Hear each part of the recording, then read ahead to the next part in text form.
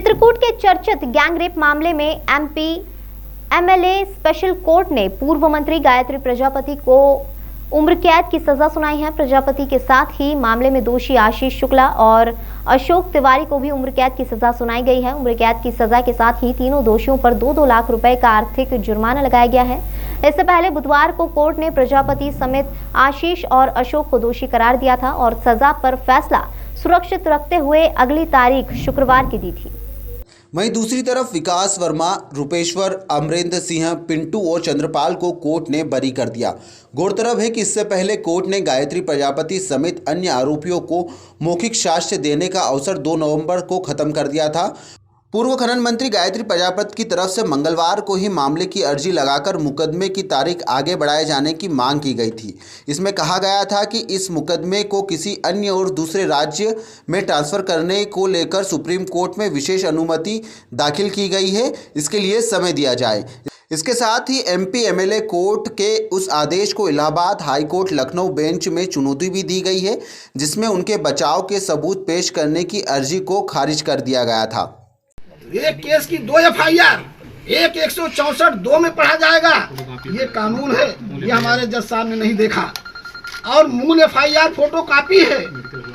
हमको एफआईआर की कॉपी जो एफआईआर हुआ है वो सुप्रीम कोर्ट में जो दी गई है तहरीर, वो तहरीर नहीं है। जज साहब उसको नहीं देखे।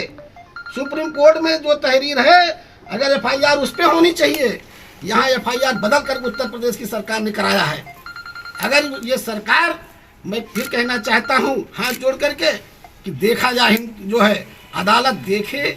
उच्च अदालत से मेरा निवेदन है कि 2 इन्होंने एफआईआर, एक गोमती नगर 1330/16 है, उस 1330/16 में मुझे मुलजिम में नामजद नहीं था। 29/17 में एफआईआर हुई, हमारी बेल हुई, जमानत हुई। 25/4/2017 को मेरी बेल होती है, इसी कोर्ट से होती है, पास्को कोर्ट से। मुझे जो है रोकने के लिए उत्तर प्रदेश की सरकार, मौजूदा राजनीतिक साहब तुरंत जाकर के हाई कोर्ट से स्टे करा दिया गया। और 25 को ही बेल हो रही है, 25 को ही हमारे 164 इस मुकदमे का, कि जज साहब बताएं इस मुकदमे में 164 सील रहता है।